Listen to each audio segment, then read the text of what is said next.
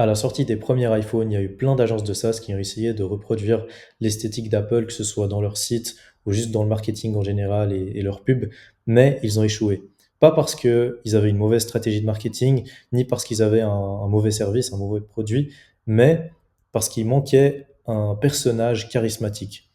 Russell Brunson parle dans son livre Expert Secret du fait qu'il faut avoir un personnage attractif dans sa personal brand et plein de coachs de nos jours oublient ça pour tout miser sur leur offre et la qualité de leur offre. Donc, si là maintenant tu es coach et que tu as fait une étude de marché, tu t'es rendu compte de la problématique que rencontrait ton audience ou juste la niche que tu as choisie, et que ton offre, elle ne vend pas, peut-être qu'elle résout ce problème-là, mais elle ne vend toujours pas, eh ben, il faut savoir que c'est peut-être à cause du fait que tu n'es pas assez charismatique.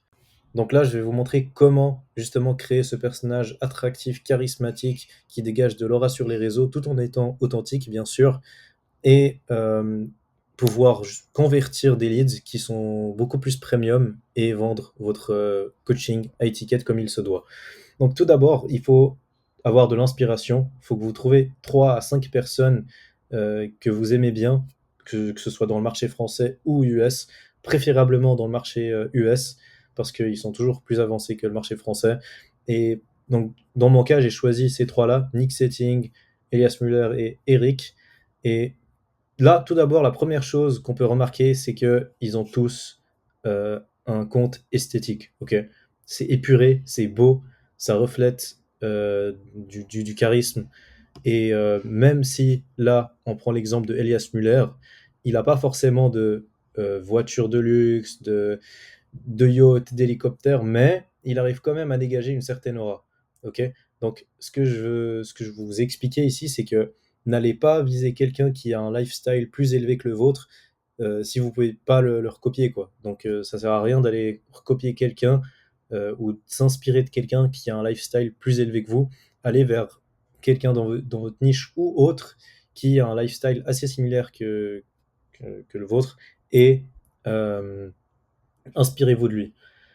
Et là, comme je le dis, ce qu'ils ont en commun, c'est qu'ils sont tous esthétiques. Ensuite, deuxième chose qu'on peut remarquer sur leur page principale, c'est qu'ils respectent tous un code couleur. Ok, je vois de nos jours plusieurs personnes utilisent plein de couleurs différentes. Ils font pas attention aux petits détails, mais il y a tout qui compte dans une personal brand. Tous les petits détails, la montre que vous portez, le collier, la manière dont vous vous teniez, votre posture, etc. Tout ça, ça compte pour attirer, on va dire, votre ICP. Et en fait, vous allez toujours attirer quelqu'un qui est dans une situation similaire qu'à vous. Ok, vous n'allez pas pouvoir, on va dire, attirer des clients premium si vous reflétez quelque chose qui n'est pas premium. Donc ici, eux, ils respectent tous un certain code couleur. Il faut avoir deux couleurs secondaires et une couleur primaire déclinée de nuances. Donc ici, comme je le montre, chez Nick Setting, on aura toujours, il sera toujours habillé en noir, Nick Setting. Hein.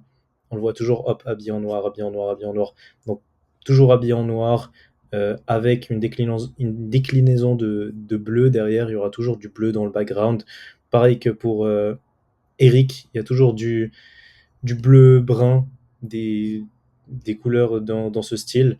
Et maintenant, si tu n'as pas, imaginons un lifestyle de luxe comme eux et que tu veux chercher cette esthétique, le meilleur conseil que je peux te donner, c'est de t'inspirer de Pinterest. C'est sur Pinterest que tu pourras vraiment avoir cette esthétique. Donc, va vers un compte que, je sais pas moi, une chaîne que tu aimes bien sur Pinterest ou juste mets Men's Aesthetic, Luxury ou peu importe, ou Lifestyle, voyage. Il faut que ce soit un truc qui ait un rapport avec toi. Donc, si toi tu voyages souvent, tu peux mettre des mots-clés comme voyage, entrepreneuriat et sport, par exemple. Et là, bah, tu auras plein de photos esthétiques dont tu pourras t'inspirer.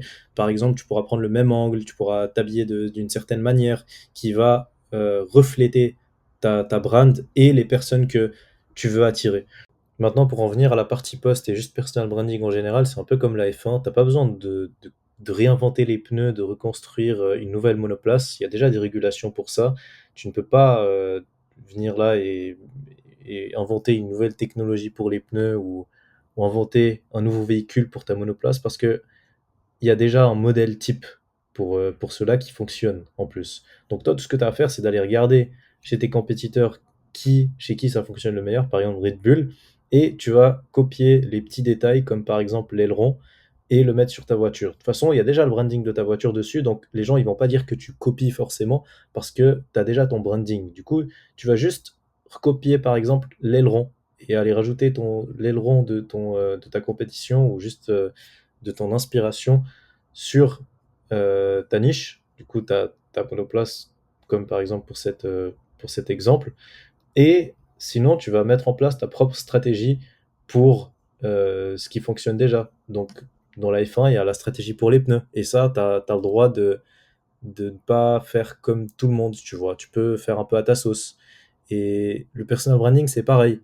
Tu dois juste t'inspirer de quelqu'un et après rajouter un peu de ta propre sauce, tu vois. Tu crées un peu, tu personnalises comme tu peux. Donc, en gros, tu choisis 5 compétiteurs chez qui ça marche bien et tu regardes qu'est-ce qu'il y a en commun chez eux et tu copies avec ce que tu as. Et de cette manière-là, tu auras un compte, une page principale qui est esthétique.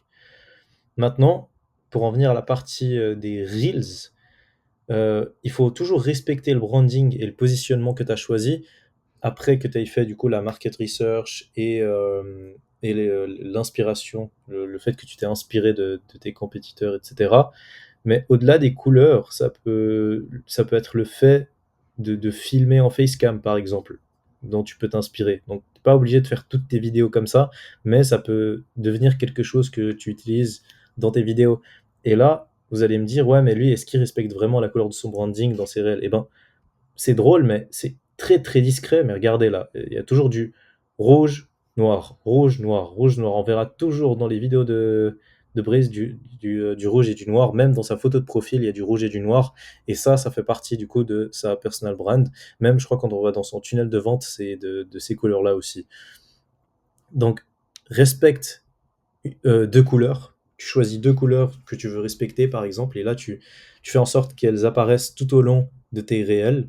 Donc, tu iras dans des environnements où il y aura, par exemple, ces couleurs.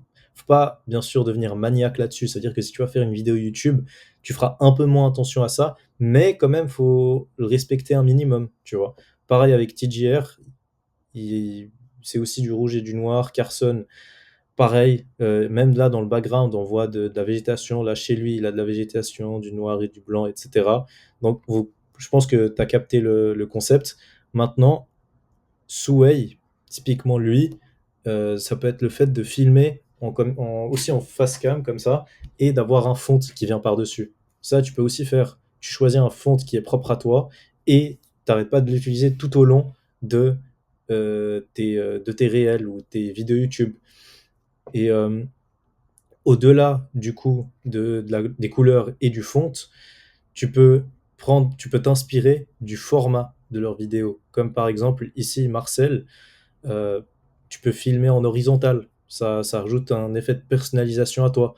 Et du coup, toi, en prenant, on va dire, compte de tout ça et en implémentant des petits détails comme par exemple une couleur qui sera unique à toi, un format qui est propre à toi, qui est du coup inspiré quand même de quelqu'un d'autre, et ben, tu auras juste copié ce qui marche déjà. Et vu que tu auras fait un mélange de tout ce qui marche déjà et que tu l'implémentes pour toi, et ben, ça ne peut que réussir et tu ne peux que avoir des vues et des leads de qualité si tu as augmenté la valeur perçue de ta personal brand, comme je l'ai dit juste avant, en ayant optimisé ton profil Insta.